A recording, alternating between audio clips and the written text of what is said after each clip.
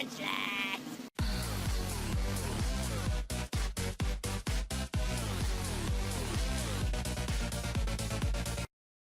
What's going on, guys? You're chilling with Trainer Zabza, and today I have got an OU battle for you, but this is a new team. I guess you could say this is a bit more standard than most of my teams that I've been coming up with, but, you know, you gotta have some fun, and there are other times where you just gotta kick some ass. Nah, I'm kidding, of course, I'm kidding. Now, explaining my team, I've got my usual Rotom-H. I mean, seriously, I love this thing, I love this set.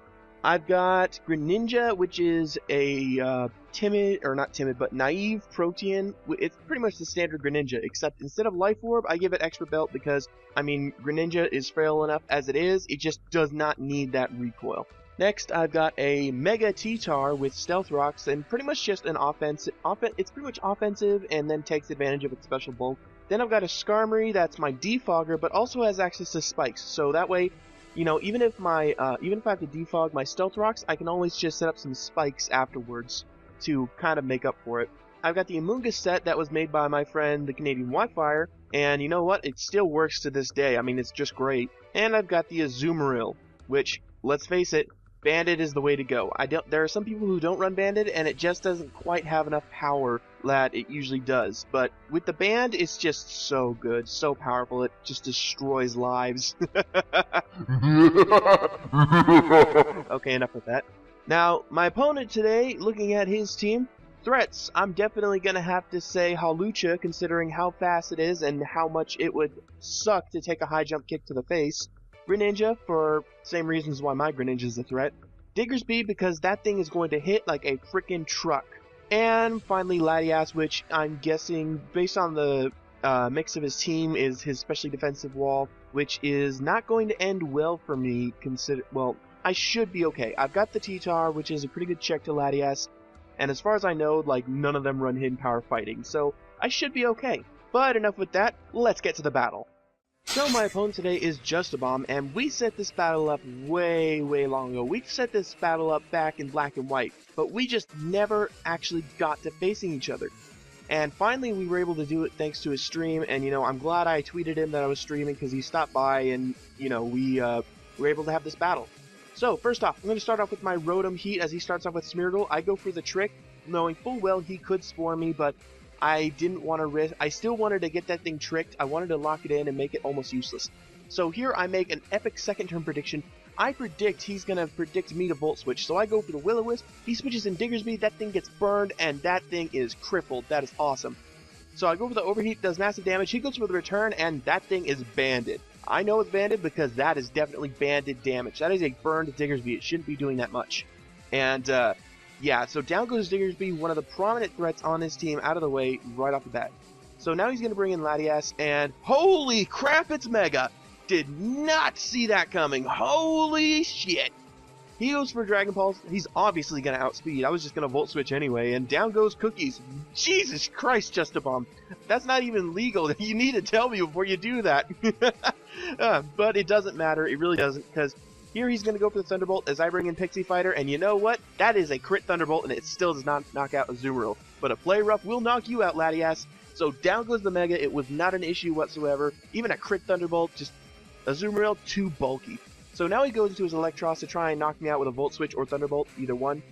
Or maybe just a Wild Charge, I don't know what set it is. He reveals the special set with Giga Drain, so I'm pretty much assuming Flamethrower, Thunderbolt, Giga Drain, something like that.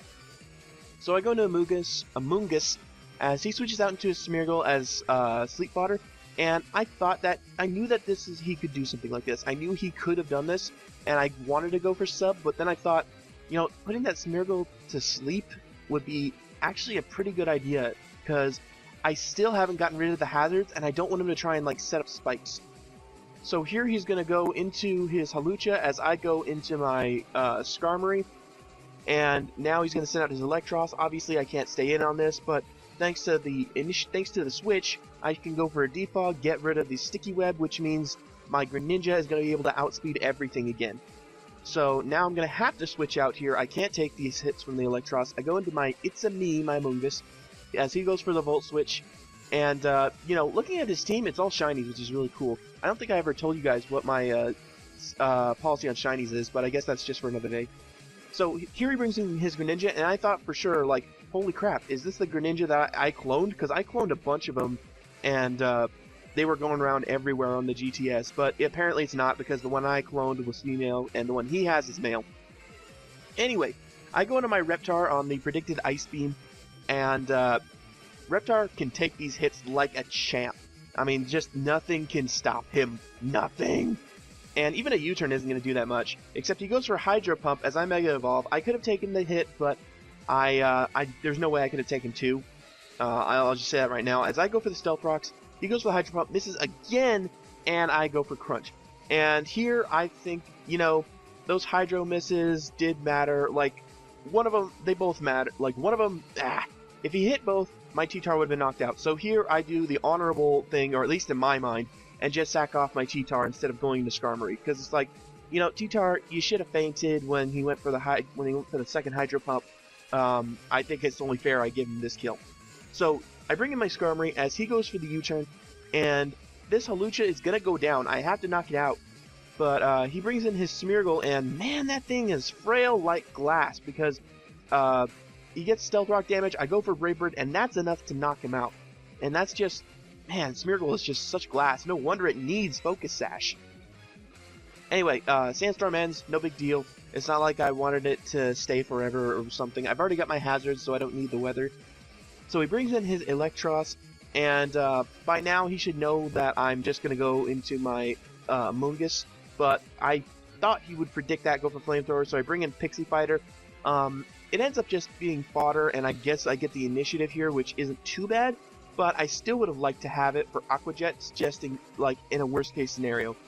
So now he goes into his Muchalucha, his Hawlucha, which I love the name. I love the name. I love the reference. I watched that a lot as a kid.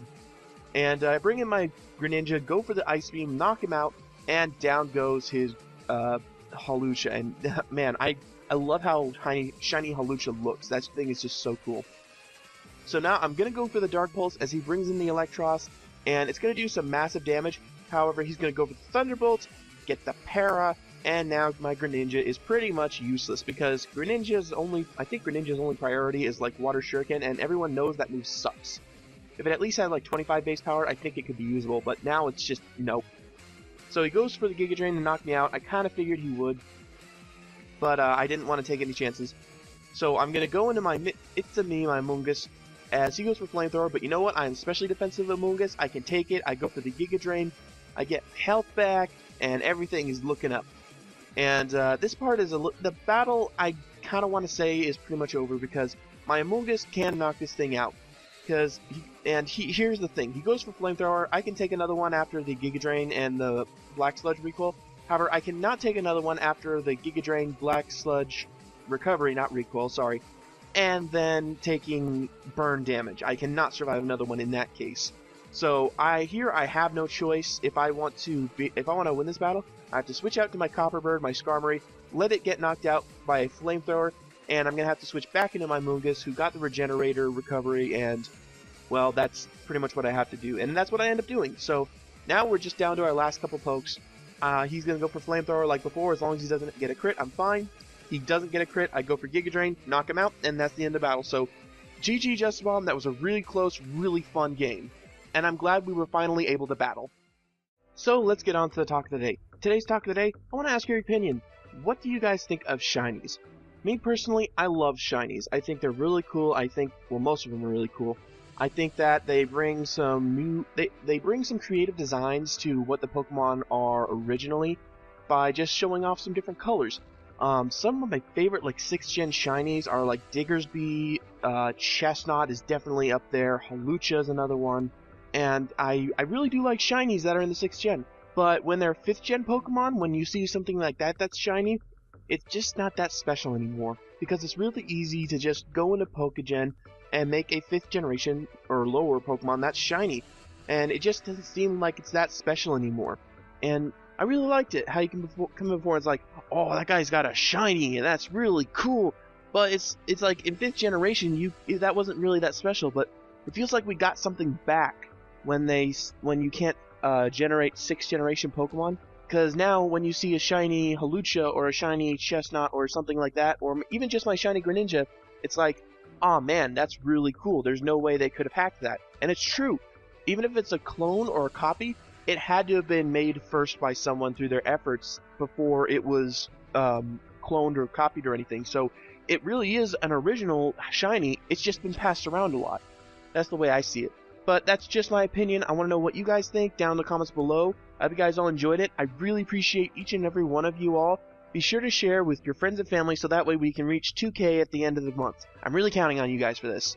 So that's it from me, and I will see you guys next time. Please be sure to visit the artists that make these videos possible. Also, if you need help recording X&Y battles, be sure to message me on Twitter or add me on Skype and we can set something up. Finally, I hope you all enjoyed that video, and if you did, maybe you'd like to check out more of my content in the annotations or the links in the description below. We